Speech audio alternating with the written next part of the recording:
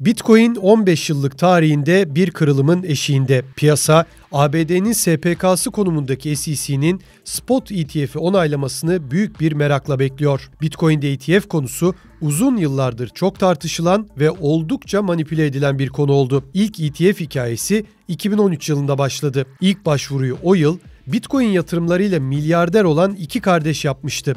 Cameron ve Tyler Winklevoss. Sürpriz olmayan bir şekilde başvuruları onaylanmadı. Devam eden yıllarda SEC onlarca başvuruyu reddetmeyi sürdürecekti. Spot ETF'e bir türlü onay vermeyen kurum, 2021'de ise CME'de işlem gören vadeli Bitcoin kontratlarına yatırım yapan ETF'lere onay vermeye başladı. Vadeli ETF'ler hiçbir zaman spot ETF'ler kadar heyecan uyandırmadı. Bunun nedeni vadeli ETF'in yapısında gizliydi. ETF works, right? So the way a futures ETF works is you buy a futures contract, and a futures contract usually has monthly contracts. So once that contract ends or is coming up to ending, you have to sell it and buy the next month. So in the case right now, we're in December.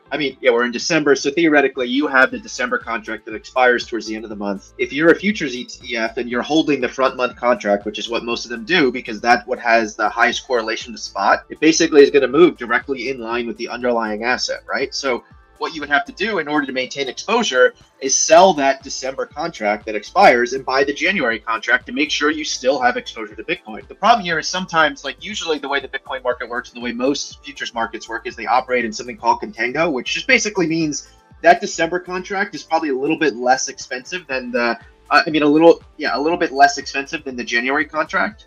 Right? So it just means even if it's only a couple of dollars, right? Or $100 or whatever it may be, for your Bitcoin futures contract, if you're selling at $100 and then buying at $101 every month. Diğer örnek petrol ETF'i. Burada bir petrol vadelisi alınıyor. Neden petrol vadelisi alınıyor? Varil petrol saklamanız çok kolay, pratik bir iş olmadığından dolayı. Ama tabii vadeli olarak aldığınız zaman farklı beklentiler de yansımaya başlıyor. Yani petrolün saklama maliyeti, işte piyasadaki faiz oranları vesaire. Dolayısıyla vadeli kontratta gördüğünüz fiyat biraz daha farklı beklentileri yansıtan bir fiyat. Ve bunu her kontratı çevirdiğinizde farklı maliyetleri de göğüslemiş oluyorsunuz. Dolayısıyla spot, yani Bitcoin'in kendisini, altının kendisini koyduğunuz bir ETF çok daha verimli çalışan, piyasadaki o anki fiyatlamayı çok daha iyi gösteren, spekülasyonu biraz daha düşük, likiditesi de genelde daha yüksek olan bir kontrat olması açısından biraz daha farklı. Sometimes it can go in the opposite direction where it's actually more beneficial to hold futures ETFs, particularly in big bear markets. But the problem is over the long term, because the market is typically in contango, that situation rate to sell low and then buy a little bit higher. Over time, it just really eats into your return because you're constantly losing a tiny bit of your assets. And when Bitcoin goes into a bull market and is rising very quickly, like it has so far this year for the most part, or in the recent parts of the year, you end up where the futures ETF underperforms spot market by a significant amount. We're over 10% so far this year because the costs of rolling that. Now also, there's additional costs to just owning the fund, just like you would a spot ETF. But that's why it's not the greatest thing for long-term buy and hold, right? That's why spot is better, and we call it the holy grail of exposure, because it's the holy grail for getting Bitcoin exposure on the traditional financial rails. So when you have spot, it's literally just an ETF that is holding Bitcoin, and it's going to charge you some fee. We don't know what those fees are going to be yet, but it's the only cost drag that you're really going to have is the fee for the fund company that's operating this trust or the ETF, and making it available for anyone to invest on a traditional exchange. Spot ETF is basically going to do, it's going to be as efficient trading, or theoretically it should be as efficient trading as the futures ETF, but it also should be far better for long-term buy and hold, theoretically. So that's the differentiation between the two things. 2023 yılına gelindiğinde bir şeyler değişti.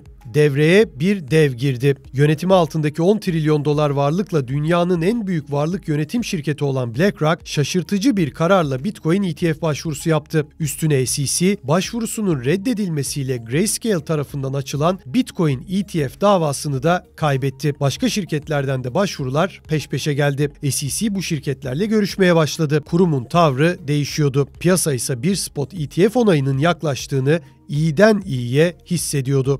SEC tarafında daha net bir geri itmeler çıkardı. Daha net açıklamalar gelirdi olmayacağına dair. Şimdi oradaki tonun azalmasından dolayı en azından ihtimalin çok daha arttığını söylemek mümkün diye düşünüyorum. SEC'nin yıllardır ETF başvurularını reddederken sunduğu en büyük gerekçe piyasa manipülasyonu endişeleriydi. Kurum her defasında Bitcoin fiyatının belirlenmesinde kullanılan borsaların güvenilirliği ve şeffaflığı konusunda kaygıları olduğunu dile getirdi. Şimdi ise bu cümleleri tekrarlamaz oldu. Piyasanın üzerinde adeta bir kılıç gibi sallanan kurum ne yaşandı da onay eğilimi göstermeye başladı. 2023'ün 2022'den farkı neydi? İşte Binance'in bir nevi aslında manipülatif işlemlerin varlığını kabul ediyor olması, buna bir ceza gelmiş olması, diğer tarafta baktığınızda vadeli piyasanın oturmaya başlaması, BlackRock ve diğer çok daha güvenilir kurumların biz burada manipülasyona izin vermeyiz,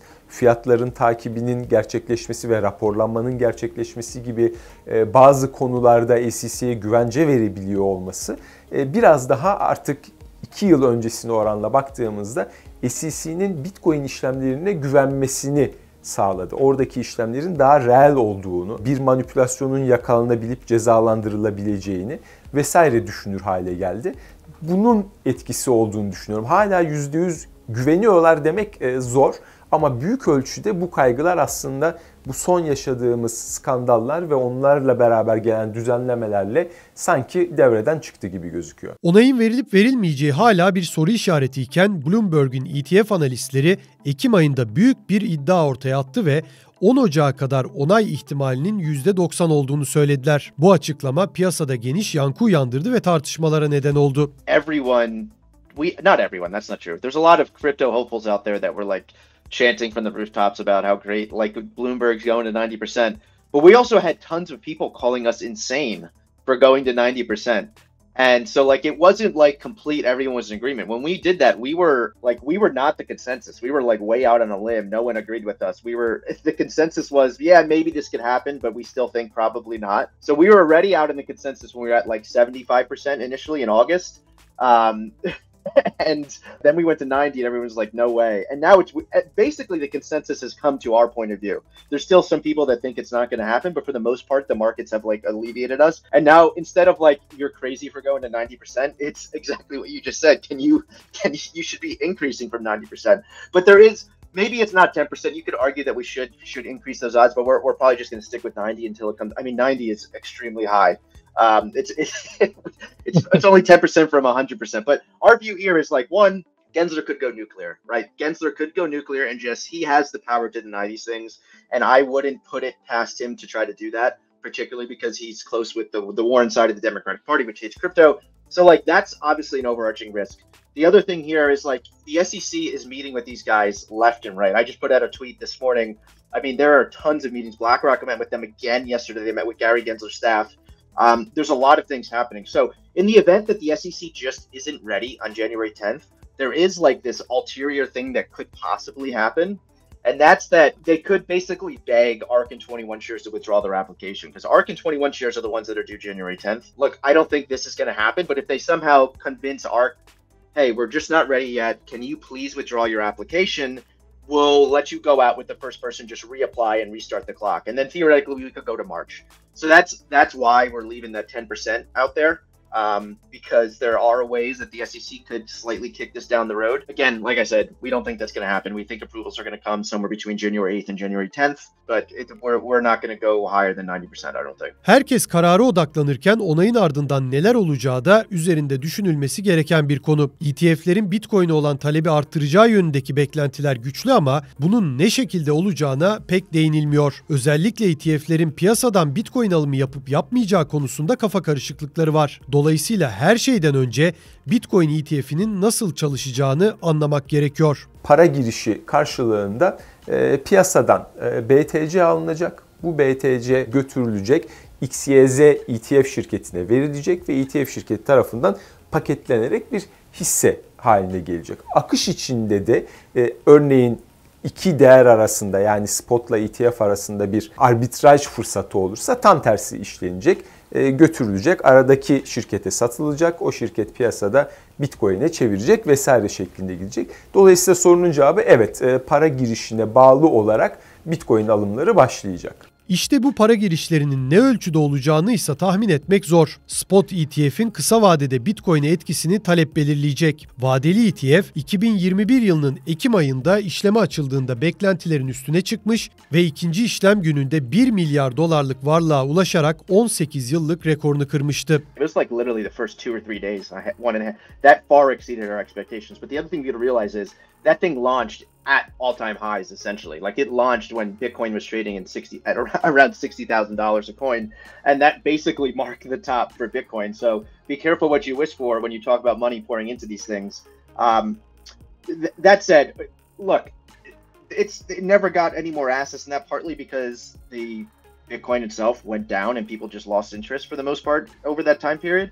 But I think the underlying price action, the underlying asset is going to drive flows more so than the ETF itself just becoming available. Like, if the Bitcoin futures ETFs had launched during the bear market, I don't think they would have gotten anywhere near that much in assets, right? So, like, it's as much as what's going on in the underlying market. It's not just the Bitcoin launch and Bitcoin futures ETF launch and it got this much in assets because the Bitcoin futures ETF launched. No, it launched and got that much in assets because Bitcoin was going crazy and everyone in the world was talking about it. So there's a few nuances here, right? Like, look, I do think we only had one ETF. So what happened there is, like, everyone was talking about one ticker. Everyone was trading it and buying it. There was a lot of demand. If we do get spot Bitcoin ETFs, we think we're going to get like a whole bunch launched on the same day. There's currently 13 different people right now trying to launch one of these things. So we could theoretically get over 10 ETFs launched in the same day. So one, I think that'll keep down the hype because, like, there's so many choices out there and it's not just everybody on one ticker. So I do think, like, we could see, I don't know, a couple $100 million flow in across the board in the first couple days.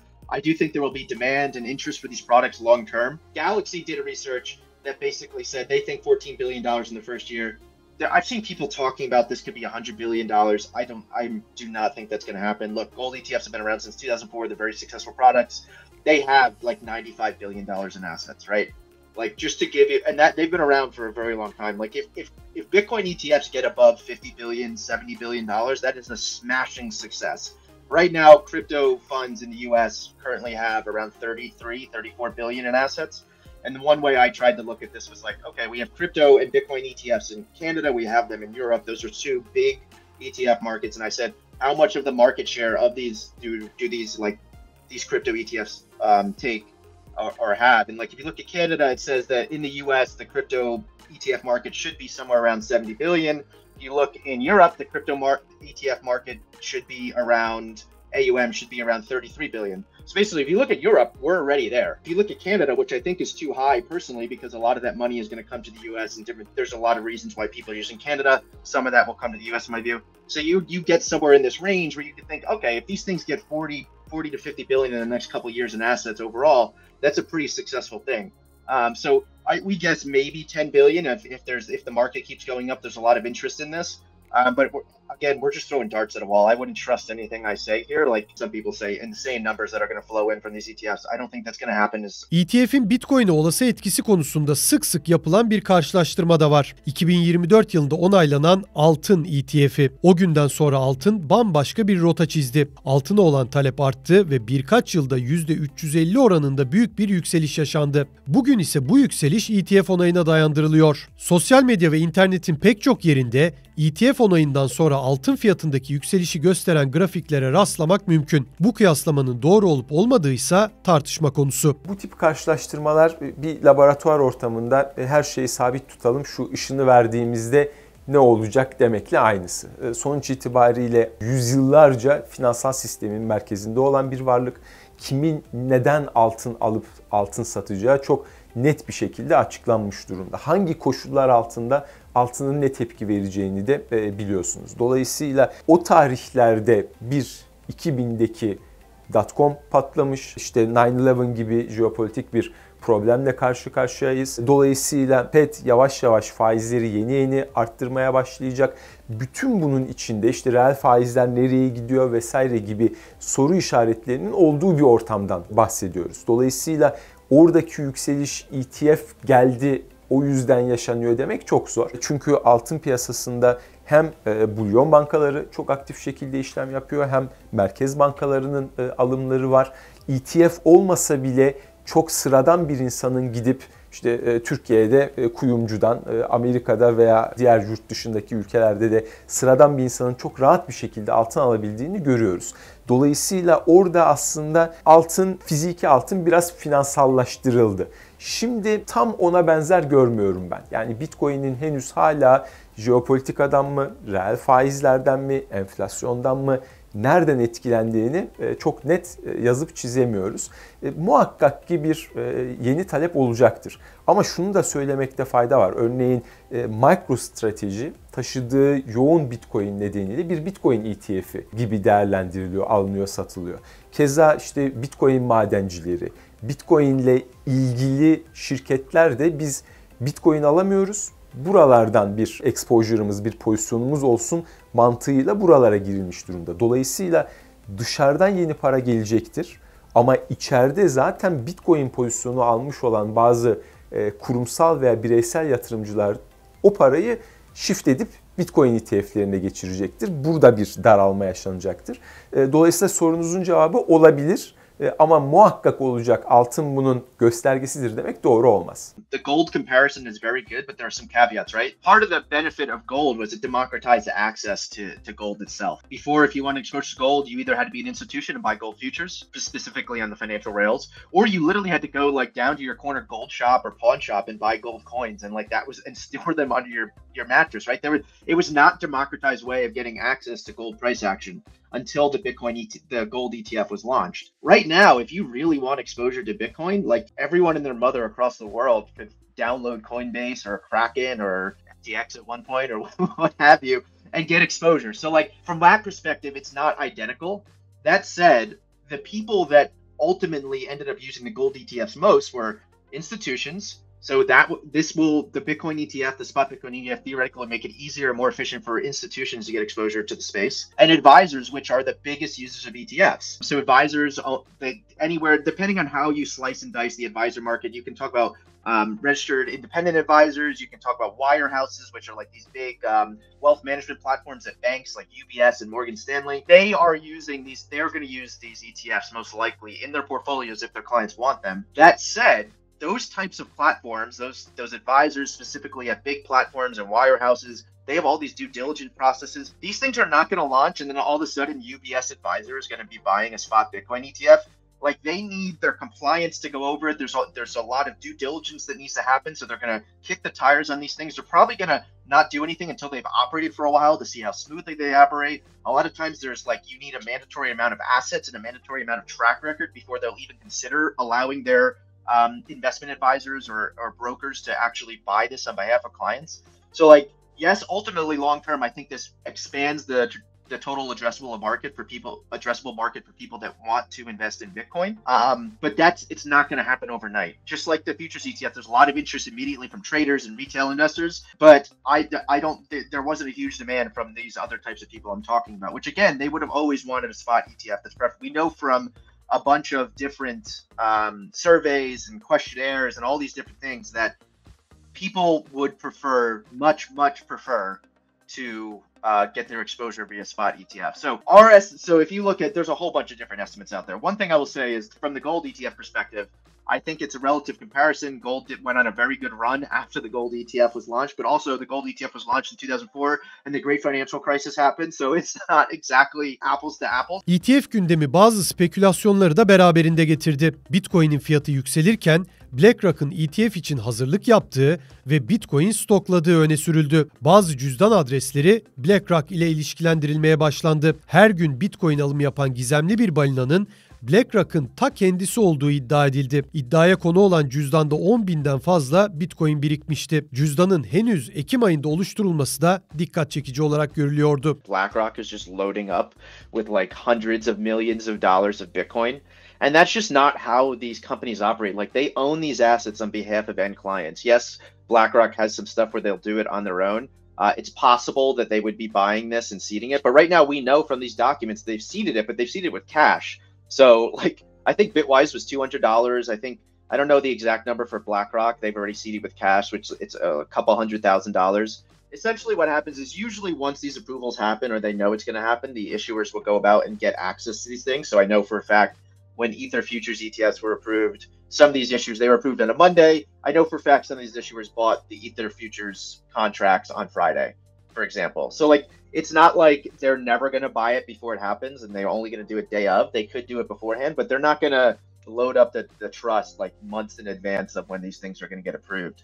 They have certain capital that are seeded to make sure, basically make the fund functional before it launches. But most of the money will come in after it launches. That said, we can get into the in-kind versus cash create and redeem process a little bit if you want. But one of the things we thought BlackRock might do is they have this private trust. So last summer, they announced that they were partnering with Coinbase and they were going to offer a trust to get exposure to Bitcoin. It's only going to be available to institutional investors, as a private trust, high net worth individuals, things like that. We have no way of knowing how much money is in there.